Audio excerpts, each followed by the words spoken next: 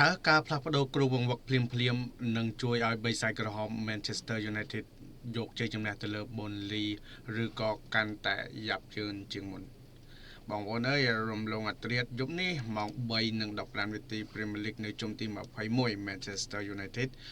ត្រូវទៅសួរសុខទុក្ខ Burnley នៅទឹកដី Turf Moor អ្វីដែលក៏ក្តៅបំផុតនោះគឺ United លេងយប់នេះទាំងគ្មានលោក Ruben Amorim ទៀតផងយប់នេះបិសាចក្រហមអាចនឹងមានទម្រង់លេងប្លែកថ្មីព្រោះលោក Darren Fletcher ជាអ្នកដឹកនាំបណ្ដោះអាសន្ន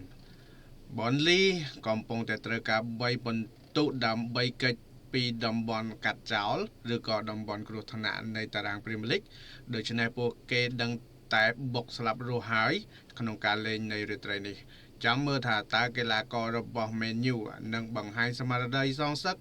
ឬក៏បន្តធ្វើឲ្យអ្នកគាំទ្រខកចិត្តទៀតសូមតាមដានទាំងអស់គ្នា